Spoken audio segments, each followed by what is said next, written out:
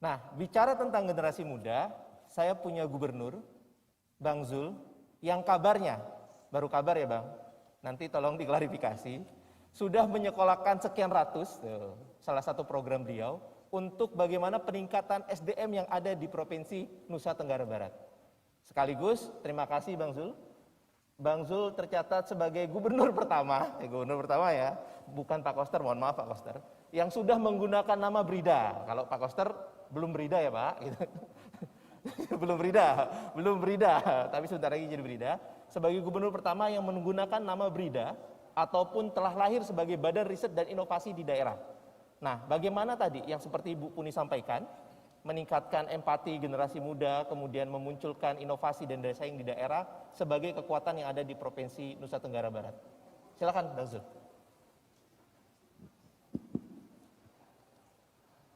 Assalamualaikum warahmatullahi wabarakatuh. Izin Pak Ganjar calon presiden ini, jadi saya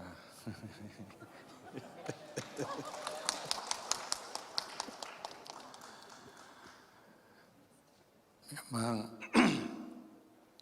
pertama saya antusias sekali Pak pimpinan BRIN untuk hadir sharing pengalaman di sini, karena tugas BRIN yang paling berat itu adalah mengelola harapan. Jangan sampai nanti semua urusan Republik ini seakan-akan BRIN punya solusinya. Jadi managing expectation itu adalah tugas paling utama, sehingga nanti bisa kami terjemahkan dalam berida di daerah-daerah. Coba bayangkan kalau hal-hal harus diriset, memang orang BRIN bisa apa? Itu pertanyaannya. Nah, karena itu paling penting sebelum kami bicara tentang berita di NTB, mungkin kalau sempat ada yang menampilkan, tadinya saya akan memaparkan tentang technological learning dan innovation di Indonesia and the experience of Brida di Nusa Tenggara Barat.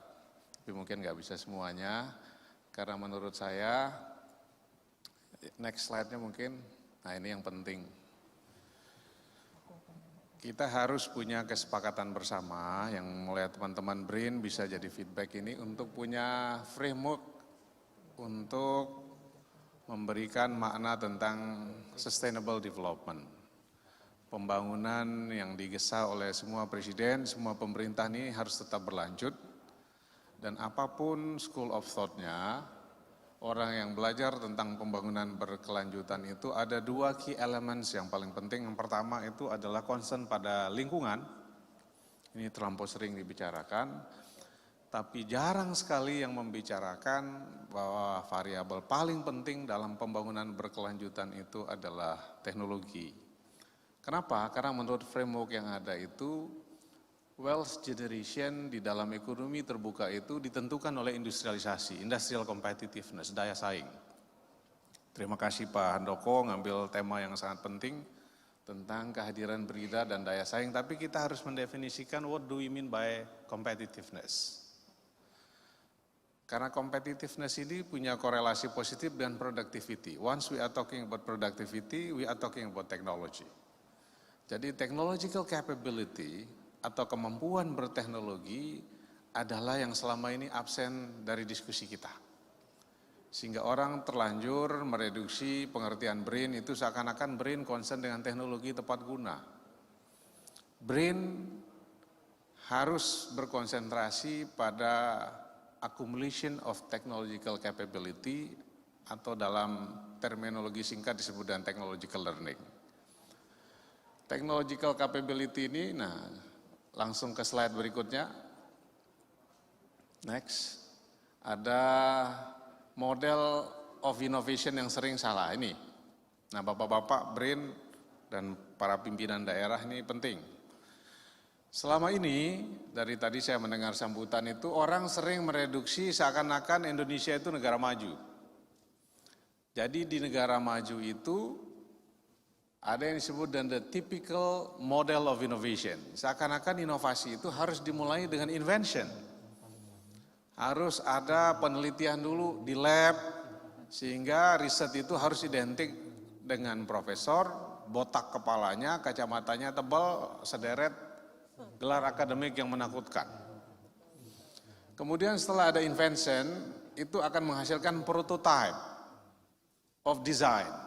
Nah, kalau kita lihat di Serpong banyak balai-balai kita yang menghasilkan prototype, kemudian kalau dia dites oleh pasar, maka fase berikutnya adalah mass production atau komersialisasi. This is the wrong model of innovation kalau diterapkan di negara berkembang. Jadi setiap elit politik kita kalau bicara tentang pembangunan teknologi selalu ambil kontribusi keuangan negara kita atau proporsinya pada R&D. Ternyata menurut teorinya technological learning atau the accumulation of technological capability itu not only research and development. Ini typical developed country.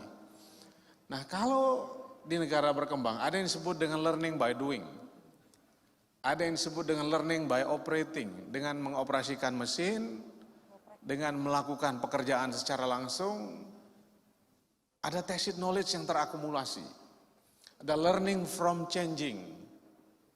Ada learning by searching. Ada learning by hiring.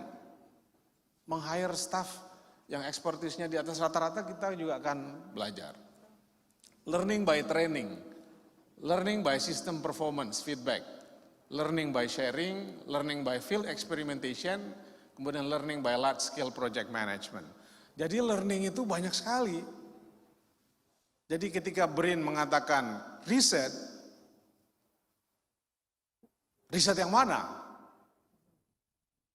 Apakah NTB itu harus R&D di bidang pertanian kah? Ekstraktif industri kah? Atau apa? Nah, jadi ini yang paling mendasar, saya kira yang harus disepakati dulu, bahwa once we are talking about research, it is not only talking about research and development, tapi learning itu banyak sekali bentuknya. Nah, sayang sekali banyak PhD kita yang dikirim ke luar negeri itu pulang dari barat dengan gelar akademik yang baru, seakan-akan negara di mana kita melakukan aktivitas sekarang itu seperti logika negara maju. Nah, next slide-nya. Nah, technological trajectory itu, sebelum saya ngomong berita nih Pak Koster, di negara maju itu seperti yang di atas. Jadi ada riset, prototype, kemudian komersialisasi dari yang sifatnya fluid, transition to specific technology. Tapi kalau di negara berkembang seperti kita, itu dari samping kanan ke kiri. Jadi orang duplicate imitation dulu, kemudian creative innovation, baru dia melangkah pada inovasi. Dari kalau istilahnya Pak Habibie dulu, makanya sebenarnya gedung ini mestinya jadi sejarah yang mengingatkan kita bahwa kita pernah benar dalam mensikapi teknologi ini walaupun pilihan industrinya kurang tepat atau bisa kita perdebatkan. Apa kata yang indah yang dicamkan oleh orang BPPT dulu, Kemendikbudristek itu adalah memulai dari awal dan mengakhirinya dari akhir. Jadi itulah yang disebut dengan ATM itu amati, tiru, modifikasi, kalau dalam jargon teknologinya disebut dengan reverse engineering. Nah, jadi kami-kami di daerah ini mestinya tidak terjebak seakan-akan yang disebut dengan BRIDA itu identik dengan R&D. In many cases, mestinya gubernur, bupati itu memulai BRIDA-nya itu dengan ATM. Masa Nusa Tenggara Barat atau Bali, masker begini harus dibeli dari Jawa Barat, dari Jawa Timur. Tinggal beli saja satu sama Pak Koster, diamati, tiru, modifikasi, orang kita bisa bikin masker. Dan di NTB kita sudah bisa buktikan bahwa bukan hanya masker, rapid antigen pun bisa. Asal ada yang mau beli. Nah, ini yang pertama, yang mendasar. Yang kedua, nah, proses pembelajaran duplicative, creative imitation, sampai invention tadi di negara berkembang itu tidak bergerak dalam kevakuman, tidak terisolasi, tapi bergerak dalam satu sistem yang disebut dengan sistem inovasi. Next. Nah, ini yang disebut dengan sistem inovasi itu. ada market atau teknologi environment-nya, ada technological capability-nya di universitas, di research institute, di industri, dan lain sebagainya. Tugas BRIN, nah kalau saya bisa berkontribusi ini, adalah memformulasi sistem inovasi nasional dan menjadi katalisator sistem inovasi ini kalau tidak jalan di semua agent atau elemen dari sistem ini. Mana BRIDA? BRIDA adalah, balik yang tadi aja, BRIDA adalah sistem inovasi daerah sebenarnya. Tugas BRIDA kemudian adalah memformulasi dan mengeksekusi agar kita punya yang namanya Regional Innovation System. Jadi misalnya Mas Ganjar punya industri atau kami di NTB itu punya namanya inkubator bisnis misalnya. Karena menurut sistem inovasi ini yang paling berkontribusi besar dalam ekonomi itu adalah sektor industri atau perusahaan. Nah, jadi tugas kita di BRIN atau BRIDA itu adalah memastikan bahwa bisnis investasi yang ada di daerah kita nyaman untuk beroperasi, kitalah yang ngatur untuk dikonek dengan perbankan, insuran, peraturan pemerintah, dan lain sebagainya. Nah, oleh karena itu kami di NTB betul-betul memaknai diri kami itu sebagai institusi yang memformulasi dan mengeksekusi sehingga sistem inovasi itu jalan di daerah kami. Kemudian apa yang harus dilakukan? Karena menurut sistem inovasi ini, yang penting bukan universitas, bukan riset institusi, tapi adalah dunia usaha. Karena technological accumulation itu adanya di dunia usaha kalau kita berbicara tentang ATM atau reverse engineering tadi. Nah, pengalaman di NTB misalnya, contoh BRIDA kita sudah pakai BRIDA karena, BRIDA ini eselon 2 Pak. Kita punya 5 eselon 3, ada yang mengambil lead bank inovasi teknologi. Kemudian ada pemanfaatan riset dan inovasi, karena selama ini sering ada pembedaan bahwa invensi sama inovasi komersialisasi itu dipisah.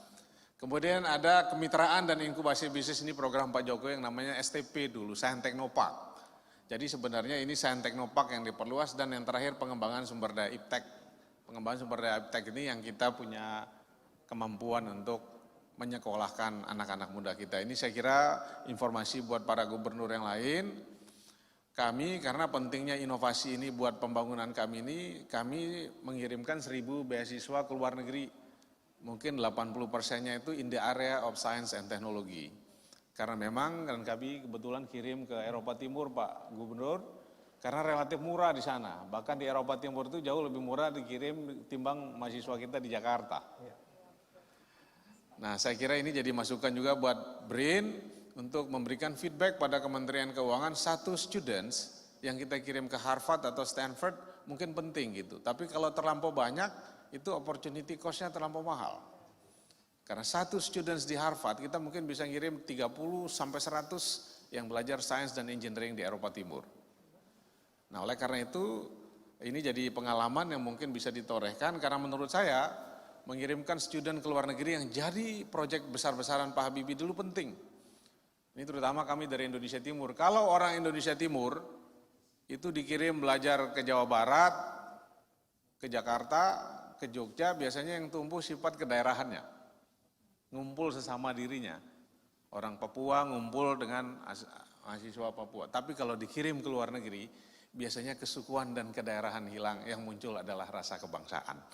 Nah, oleh karena itu, ini sekedar yang bisa kami share dan sudah jalan, mungkin bisa disampaikan contoh-contoh produk yang sudah jalan di tempat kami misalnya. Ini mesin-mesin, coba bayangkan masa Indonesia Timur itu disuruh jual gabah misalnya. Kemudian ditukar dengan produk yang punya nilai tambah lebih tinggi dari Jawa Timur. Nah, oleh karena itu BPK, BPKP, kepolisian, jaksa harus diajak bicara. Karena mesin buatan kami tentu saja kualitasnya jelek, harganya lebih mahal. Nah, kalau kita ambil, nanti APH mengatakan ini bisa kerugian negara. Padahal dalam teori pembangunan teknologi ada cost of learning. Nah, oleh karena itu semua mesin-mesin ini kami bikin sekarang, yang tadinya memotong bambu pakai tangan, dengan adanya introducing dari mesin bisa jadi 10.000 bahkan puluhan ribu. Bahkan yang lain, kalau dia mampu melakukan mesin-mesin ini saya kira kalau dikasih hibah oleh pemerintah daerah kita kepada masyarakat, masyarakat akan sang pasti ada komplain. Kenapa cepat rusak, kenapa harganya mahal, pasti. Dulu orang mengejek mesin buatan Cina juga begitu, tapi lama-lama dengan feedback yang lebih baik akan ada penyempurnaan. Nah, ini sekedar memberikan semangat pada provinsi yang lain. Kalau NTB saja bisa, mestinya provinsi yang lain juga bisa. Nah, saya kira begitu. Terima kasih. Assalamualaikum warahmatullahi wabarakatuh. Waalaikumsalam warahmatullahi wabarakatuh.